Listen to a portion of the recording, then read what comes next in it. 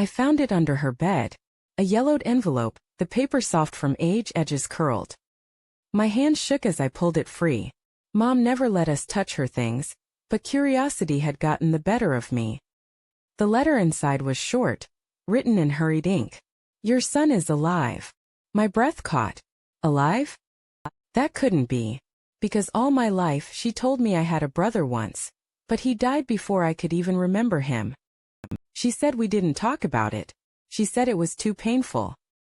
But here it was. Proof. I shoved the letter back into the envelope, my heart hammering. My chest felt tight, like the walls of the room were collapsing. That's when I heard footsteps. She entered, saw the letter in my hands, and froze. For a moment her face was pale, caught in fear. But then her eyes hardened. Where did you find that? She hissed. Under your bed, I whispered. What does it mean? Her lips pressed tight. She snatched it from me, crumpled it in her fist. You were never supposed to see that. Forget it. But you told me he died. She turned, her voice sharp, final. He did. Do not ask me again. But I couldn't forget the words burned into my mind. Your son is alive. And in that moment I knew whatever she was hiding, it was bigger than grief. It was a lie. I couldn't look at her the same after that night. Every word she spoke felt poisoned. Every smile she forced felt hollow. For years I had accepted her version of the story, that my brother had died as a baby, that we never spoke about him because the pain was too much. I even felt guilty sometimes, wondering if she saw him when she looked at me, if that was why her eyes turned cold so easily. But now I knew there was something else. Something she had buried. At breakfast I watched her carefully. She moved around the kitchen with that same tight control, pouring coffee, setting plates, never meeting my eyes. My sister scrolled on her phone, unaware of the storm building inside me. I opened my mouth to ask, but the memory of her sharp command, "Do not ask me again," stopped me. Instead I studied the details. The way she double-checked the locked drawer in the side table. The way she jumped when the mailman slid envelopes through the slot. The way she burned papers in the backyard barrel when she thought we weren't watching. It wasn't grief. It was fear. That night I went back under her bed. The letter was gone, of course. But dust doesn't lie. The space where the envelope had rested was cleaner, wiped by her hands in a rush. I searched the closet, the drawers, the attic. Nothing. She had moved her secrets somewhere else. Still I couldn't erase those 4 words. Your son is alive. Days turned into weeks and her paranoia grew. One evening I overheard her on the phone, her voice low and urgent. No. He doesn't know. He can't know. If he ever finds out, everything will fall apart. She paused, listening, then snapped. I said it's handled. The walls of the house seemed to press tighter every day. My sister noticed my silence. What's wrong with you lately? She asked, her eyes searching.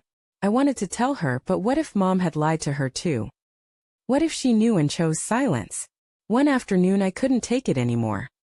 I asked directly, why did you tell me he died? Her fork clattered against the plate. Her face drained of color. Then she forced a laugh, brittle and sharp. You're imagining things again. Do you hear yourself? You're obsessed with shadows. Stop lying. I shouted, my voice cracking. I saw the letter. I saw the words. He's alive. Where is he? Her mask slipped.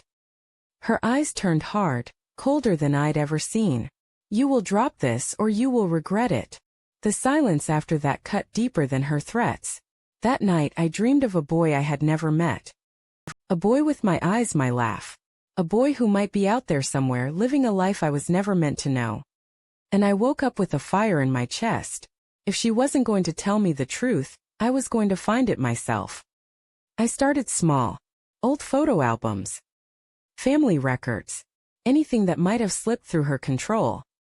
Most pages were carefully curated, but one, just one, showed a picture of a baby in a hospital crib. No name, no date, but his wristband was visible, blurred but real. Proof.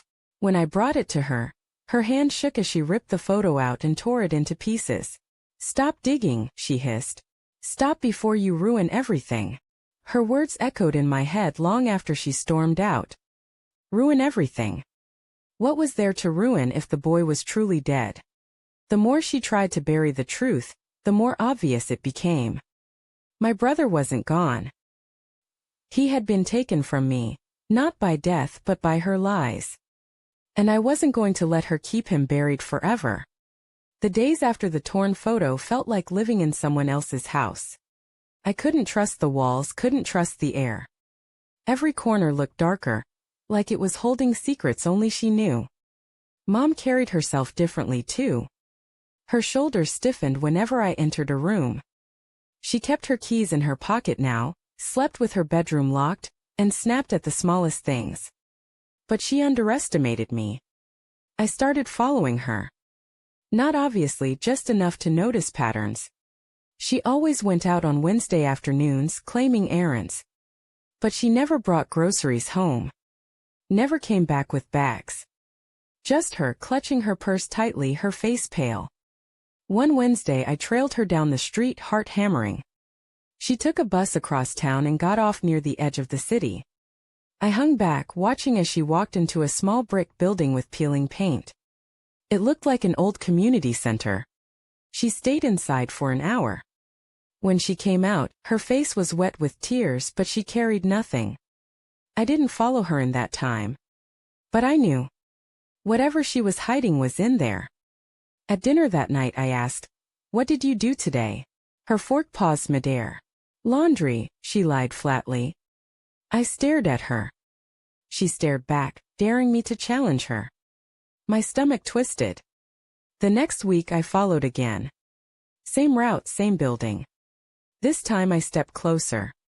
Through the window I saw her sitting in a chair, talking to someone. A man I didn't recognize. They spoke in hushed tones, his hand resting on a folder. She nodded, wiped her face, and stood. My palms went slick with sweat. When she left I ran. I didn't stop until I was blocks away, my chest burning. That night I confronted her. "Who is he?" I demanded. Her eyes narrowed. "Who?" "The man at the brick building." The blood drained from her face. She slapped the table so hard the dishes rattled. "You followed me?" "I had to." "You won't tell me anything." "You lied about him being dead." "You lied about everything." She leaned forward, her voice low, trembling with fury. "You don't understand the danger you're playing with.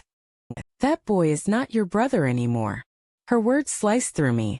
"Not my brother?" "He's alive, isn't he?" Her silence was the answer. Something inside me cracked wide open. I pushed back from the table, my chair screeching across the floor. I deserved the truth. I deserved to know him. Her face contorted with rage, but behind it I saw something else, fear. Real raw fear.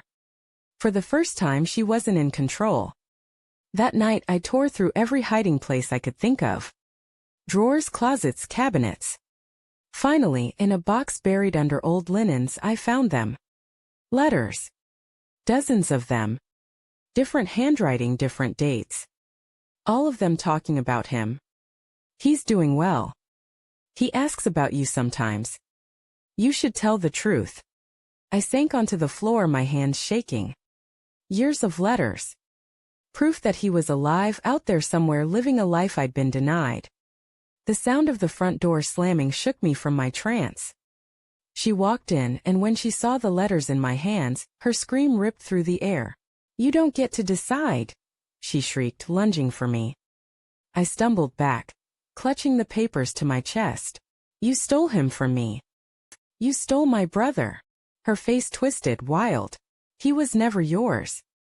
He was never meant to be in this family." The words echoed in the silence that followed, heavier than any slap or threat. My whole body went cold. He was alive. He was out there. And she had erased him. In that moment I knew there was no going back. The breaking point had come. And now I wasn't just chasing answers. I was demanding them. The night I found the box of letters was the night everything finally broke. I couldn't sleep. I sat on the floor of my room with the envelopes spread out around me like puzzle pieces of a life I was never allowed to know. Each one carried proof. He wasn't dead. He was breathing, laughing, existing somewhere out there. Every line written in those letters was another nail in the coffin of her lies. By morning I wasn't afraid anymore. I was done being her obedient child, done living in the dark. When she walked into the kitchen with her usual forced calm, I slammed the stack of letters onto the table. "Enough," I said, my voice hoarse but steady. Her eyes flickered to the letters, and for the first time, I saw real panic in her face. She reached out as if to grab them, but I pulled them back. "Sit down," I demanded. Her mouth opened, then closed. Slowly, she lowered herself into the chair, her fingers clenching and unclenching on the table. The silence between us buzzed louder than any scream. "Tell me the truth," I said. "Every word. Who wrote these? Where is he?" She stared at me, her jaw trembling. Then her mask cracked. "You weren't supposed to know," she whispered. "You were never supposed to know." I slammed my hand on the table. "Why? Why lie to me my entire life?" Her eyes filled with tears, but they weren't soft. They were sharp, angry. "Because if you knew, you would never look at me the same. Because he wasn't taken by death. He was taken from me. And I let them." My breath caught. "Who took him?" Her voice shook as the words spilled. "Your father's family. They said I was unfit. They said I couldn't raise 2 children. They told me one had to go, or they'd take you both. I begged. I screamed. They gave me a choice, and I chose to keep you. I chose wrong." The air drained from the room. My heart pounded in my ears. "So all this time he was alive with them?" She nodded slowly, broken. "I told myself it was mercy. I told myself you'd never know, that pretending he was dead was kinder than telling you he was stolen. But the letters came. Every year they reminded me. And I couldn't burn them. I couldn't forget." I stared at her, the woman who raised me, the woman who lied to me every day. Part of me wanted to scream, to hate her, to tear her world apart the way she had torn mine. But another part just felt hollow, emptied by the weight of betrayal. "You could have told me," I whispered. "I had a brother. I deserved to know him." Her tears finally spilled. "If you hated me for lying, I could survive it. But if you hated me for giving him up, I couldn't bear it." The truth was a wound that bled between us. I gathered the letters into my arms. "I'm going to find him," I said firmly. Her head shot up, eyes wide. "No. You can't. It will destroy everything. If you go digging, they'll come for me. For us. They already destroyed everything," I snapped. "You let them." Her face twisted, but she didn't answer. She knew she'd lost her grip. The next days blurred with planning. I traced return addresses, searched names in the letters, followed faint trails. And finally, one evening, I stood in front of a house miles away, clutching the final letter that had brought me here. My chest shook with fear. What if he hated me? What if he didn't even know I existed? But I had to know. I had to see him with my own eyes. I knocked. The door opened slowly. And there he was, a young man my age, my features mirrored in his. Same eyes. Same crooked smile. He froze, staring at me like he'd seen a ghost. "Can I help you?" he asked softly. I swallowed hard. "I think I'm your brother." His face paled. For a moment silence held us both. Then without a word he stepped aside. Inside the air was warm, filled with pictures of a family that had never been mine.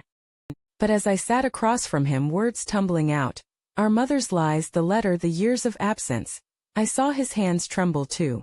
"I always felt something was missing," he whispered finally. "I always knew there was more to my story. And now here you are." Tears blurred my vision. I reached across the table and he took my hand. For the first time I didn't feel like half of something broken. I felt whole. When I returned home, Mom sat waiting in the dark. Her face was streaked with tears, her eyes hollow. "You found him," she said flatly. I nodded. "Yes." She looked away, her shoulders sagging. "Then my secret is gone." I stood in the doorway, the letters still in my bag. "No. Your secret almost destroyed me. But the truth saved me. She didn't answer. Maybe she never would. But as I walked to my room for the first time in my life, I felt free. The lie had ended. The brother I thought was buried was alive. And nothing, not her fear, not her silence, could ever take that from me again.